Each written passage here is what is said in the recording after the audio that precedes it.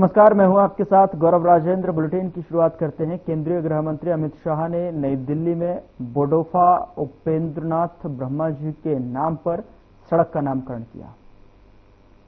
सम्मान और अधिकार की लड़ाई पूरा जीवन लड़ने वाले बोडोफा उपेंद्रनाथ ब्रह्मा की 35वीं पुण्यतिथि और मेरा सौभाग्य है कि उसी दिन दिल्ली के दिल जैसी कैलाश कॉलोनी में, जो दिल्ली का सबसे बड़ा संभ्रांत क्षेत्र है, वहां पर बोडोफा की आदमकद प्रतिमा और एक बहुत बड़े राजमार्ग का नाम बोडोफा के नाम पर देने के लिए मैं आ गया।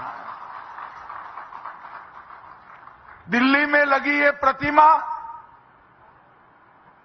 सिर्फ बोडोलैंड के लिए महत्वपूर्ण नहीं है, मेरे बोडो भाइयों बहनों के लिए महत्वपूर्ण नहीं है। पूरे देश भर में छोटी छोटी जो जनजातियां हैं, जो आजादी के कई सालों तक सम्मान की खोज में संघर्ष करती रही, अपनी भाषा के लिए, अपने धर्म के लिए, अपने जाति के लोगों के उत्कर्ष और विकास के लिए, जब बोडोफा की प्रतिमा यहां लगती है, उपेंद्रनाथ ब्रह्मा की जब प्रतिमा यहां लगती है, न केवल बोडोलैंड, न केवल आसाम, देश भर की इस सभी छोटी जनजातियों का सम्मान होता है। और आज इनकी 35वीं पुण्यतिथि पर देश के महान दूरदर्शी पुत्र बोडोफा उपेंद्रनाथ ब्रह्मा जी को मैं प्रणाम कर मेरी बात की शुरुआत करना चाहता हूं। मित्रों, अभी अभी कार्यक्रम की शुरुआत के पहले हमने पहलगांव में जो आतंक की भेंट चढ़े, जिनका बलिदान हुआ, वो हमारे प्यारे भाइयों बहनों को श्रद्धांजलि दी। मैं आज उन सभी आतंक की भेंट चढ़ने वाले हमारे नागरिकों को, उनके परिवारजनों को कहना चाहता हूं, एक क्षति सिर्फ आपकी क्षति नहीं है, आपके जितना ही दर्द देश के हर नागरिक के दिल में है, हर नागरिक इतना ही दुख का अभिव्यक्ति करना चाहता है। और मैं आज पूरे देश की जनता को ये बताना चाहता हूं कि 90 के दशक से कश्मीर में जो आतंकवाद चला रहे हैं, उनके खिलाफ हमारे प्रधानमंत्री नरेंद्र मोदी जी का जीरो टॉलरेंस का नीति है। हम मजबूती के साथ अपनी लड़ाई लड़े हैं और आज वो ये न समझ ले कि हमारे 27 नागरिकों का जान लेकर ये लड़ाई जीते हो।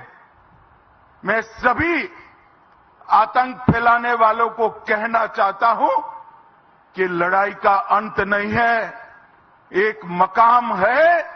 हर व्यक्ति को चुन चुन कर जवाब भी मिलेगा, जवाब भी लिया जाएगा।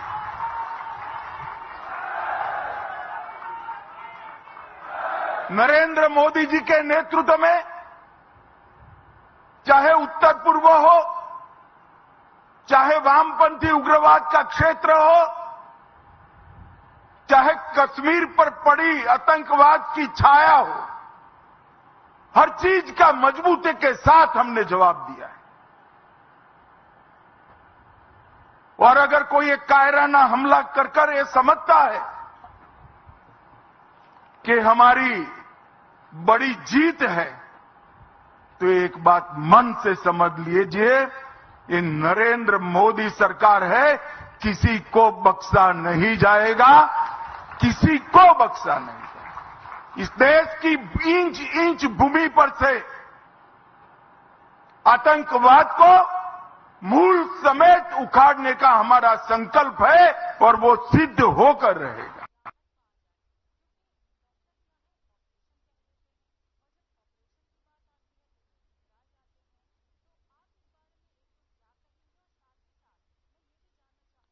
सम्मान और तो बोडोफा को लेकर जो है सड़क का नामकरण किया गया है। अमित शाह ने कार्यक्रम को संबोधित किया है। उत्तर प्रदेश के हजरतगंज स्थित बीजेपी पार्टी मुख्यालय पर विधानसभा चुनाव में 350 सीटें जीतने के लिए पदाधिकारियों की बैठक की गई। ओबीसी मोर्चा के प्रदेशाध्यक्ष नरेंद्र कश्यप ने पिछड़ा वर्ग सम्मेलन की घोषणा की। मंत्री आदरणीय नरेंद्र मोदी जी ने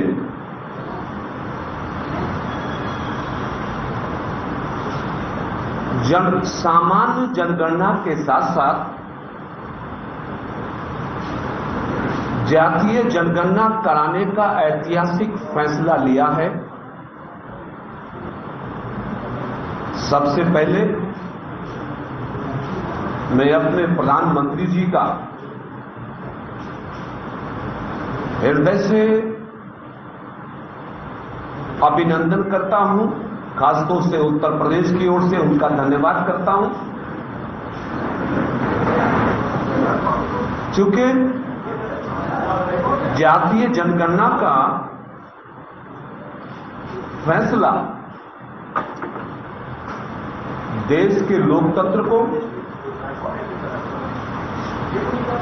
और विशेष तौर से देश के पिछड़े समाज के लोगों को सामाजिक न्याय और संवैधानिक अधिकारों को दिलाने का काम करेगा। 94 वर्षों के बाद, यानी पहली जातीय आधारित जनगणना आजादी के पहले 1931 में हुई थी और इस बीच में लंबे समय कांग्रेस पार्टी ने रूल किया। आप जानते हैं, चाहे पंडित जवाहरलाल नेहरू जी हो, इंदिरा गांधी जी हो, राजीव गांधी जी हो, पीवी नरसिम्हा राव या मनमोहन सिंह, यानी 3 प्रधानमंत्री तो गांधी परिवार से ही हुए हैं। लेकिन आजादी के बाद कभी भी कांग्रेस पार्टी की सरकारों में कांग्रेस पार्टी ने जाति आधारित जनगणना कराने का कभी कोई कार्य और इरादा जाहिर नहीं किया। इसलिए देश के प्रधानमंत्री नरेंद्र मोदी जी के नेतृत्व में यह जनगणना कराने का फैसला भारतीय जनता पार्टी को सिद्धांत को भी बल देता है, जो सिद्धांत सबका साथ और सबके विकास की अवधारणा पर स्थापित है। हमारे प्रधानमंत्री जो कहते हैं निश्चित उसको पूरा करके दिखाते हैं और उत्तर प्रदेश के पिछड़े वर्गों के लोगों को खास खुशी इस बात की, प्रसन्नता इस बात की है कि जाति जनगणना कराना भारतीय जनता पार्टी के लोक संकल्प पत्र का हिस्सा नहीं रहा। जिन जिन संकल्पों को भारतीय जनता पार्टी ने सम्मिलित किया था अपनी विचारधारा के माध्यम से, वो सब तो प्रधानमंत्री जी ने पूरे किए ही हैं। लेकिन जो भारत की जरूरत थी, जो सामाजिक न्याय की आवश्यकता थी, जो देश के पिछड़े, वंचित, शोषित आदिवासियों के अधिकार और संख्या के अनुमान की आवश्यकता थी, प्रधानमंत्री जी ने देश के उस बड़े समूह की आवश्यकता को समझते हुए ये जाति जनगणना कराने का फैसला लेकर देश की राजनीति में एक और नया इतिहास लिखा है। आपके माध्यम से मुझे कांग्रेस पार्टी को यह भी याद कराना है कि आपने और खासतौर से श्री राहुल गांधी जी कमजोर बताने की बात करते थे। भारत के उपराष्ट्रपति जगदीप धनखड़ ने यूपी की राज्यपाल आनंदीबेन पटेल की पुस्तक चुनौतियां मुझे पसंद हैं का विमोचन किया और इस मौके पर यूपी के मुख्यमंत्री योगी आदित्यनाथ भी मौजूद रहे। सभी को नमस्कार। देश के Bharat, home to 1/6 of humanity, Bharat गणतंत्र के सबसे बड़े प्रदेश उत्तर प्रदेश, उत्तम प्रदेश की महामहिम राज्यपाल और आज के कार्यक्रम के केंद्र बिंदु श्रीमती आनंदीबेन पटेल, नाम ही काफी है। आनंदीबेन पटेल नाम ही काफी है। देखिए क्या दिन चुना है, क्या सोच है। 1 मई जहां आप मुख्यमंत्री रही, मंत्री रही, अध्यापक रही। मैं अभिनंदन करता हूं प्रदेश की माननीय राज्यपाल जी का, जिनकी जीवनी पर आधारित इस महत्वपूर्ण कृति कि चुनौतियां मुझे पसंद हैं। आज इसका विमोचन का कार्यक्रम आदरणीय उपराष्ट्रपति जी के कर कमलों से भी संपन्न हुआ है। इसके लिए मैं आदरणीय राज्यपाल जी को हृदय से बधाई देता हूं और उनका अभिनंदन करता हूं। मैं लेखक त्रय श्री विनय जोशी, श्री अशोक देसाई, श्री पंकज जानी, इन तीनों महानुभावों को भी हृदय से धन्यवाद देता हूं कि उन्होंने एक एक जीवन के पहलू को, उसको लिपिबद्ध करने, उसको सजोने का कार्य किया है और 14 अध्यायों में एक विस्तृत ग्रंथ लिखा है। जैसे समुद्र मंथन में 14 रत्न निकले थे, ऐसे ही ये 14। मुंबई में विश्व शिखर सम्मेलन का आयोजन किया गया, जिसका प्रधानमंत्री नरेंद्र मोदी ने उद्घाटन किया और सम्मेलन को संबोधित किया।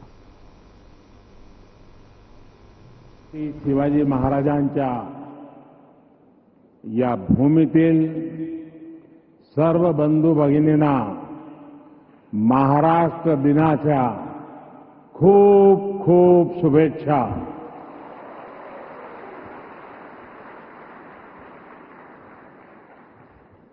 આજે ગુજરાતનો પણ સ્થાપના દિવસ છે।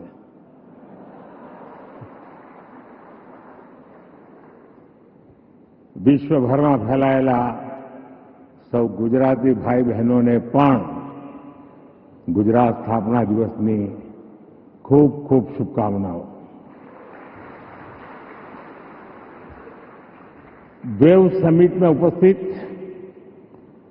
महाराष्ट्र के गवर्नर सीपी राधाकृष्णन जी, महाराष्ट्र के लोकप्रिय मुख्यमंत्री देवेंद्र फडणवीस जी, केंद्रीय मंत्रिमंडल के मेरे सहयोगी अश्विनी वैष्णव जी, एल मुरुगन जी, महाराष्ट्र के डिप्टी सीएम एकनाथ शिंदे जी, अजित पवार जी,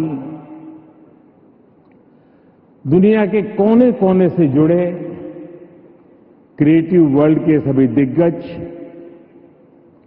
विभिन्न देशों से पधारे इंफॉर्मेशन, कम्युनिकेशन, आर्ट एवं कल्चर विभागों के मंत्रीगण, विभिन्न देशों के राजदूत, दुनिया के कोने कोने से जुड़े क्रिएटिव वर्ल्ड के चेहरे, अन्य महानुभाव, देवी और सज्जनों, साथियों, आज यहां मुंबई में 100 से अधिक देशों के आर्टिस्ट, इनोवेटर्स, इन्वेस्टर्स और पॉलिसी मेकर्स एक साथ लखनऊ गोमती नगर एक्सटेंशन स्थित सिटी मॉन्टेसरी स्कूल में आईएससी बोर्ड परीक्षा 2025 में कक्षा 12 और कक्षा 10 के 90% से 99.75% अंक प्राप्त करने वाले छात्रों को मुख्य अतिथि कैबिनेट मंत्री नंद गोपाल नंदी ने सम्मानित किया और शिक्षकों को बधाई दी। वहीं अध्यक्ष भारती गांधी ने जो है प्रेस कॉन्फ्रेंस में पत्रकारों से बात की और उनके सवालों का जवाब दिया।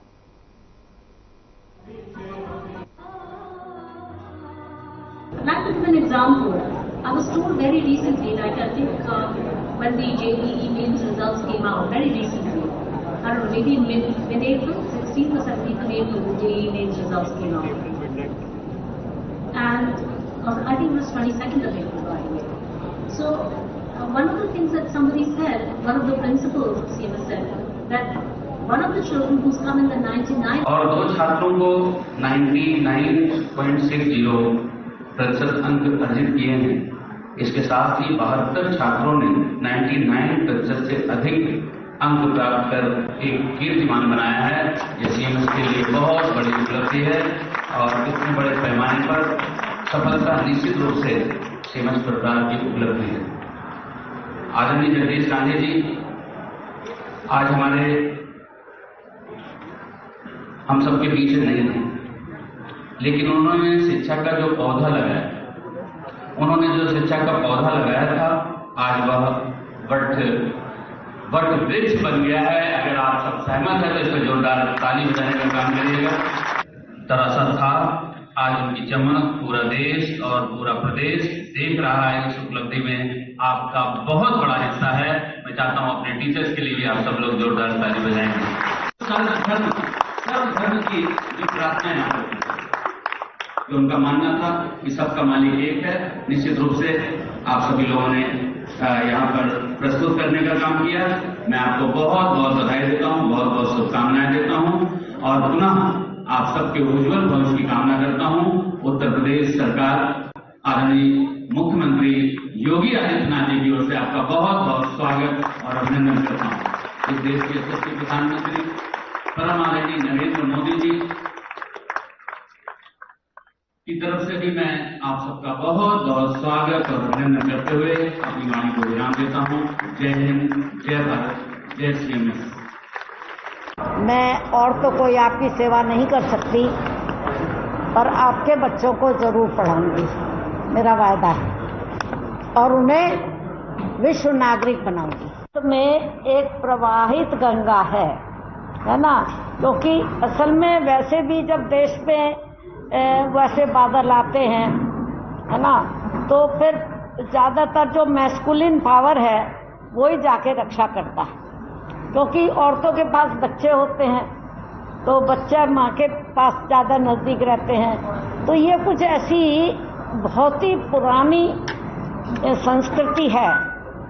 हालांकि हम औरतें जो है ना, कई बार अपने को कुछ समझते हैं कि हम कुछ कम हैं, लेकिन कम होने में कोई हर्ज नहीं है। मानो अपनी अद्भुत क्षमता कल्याणी क्या है, बढ़ो बना दो विश्व एक परिवार सगारे।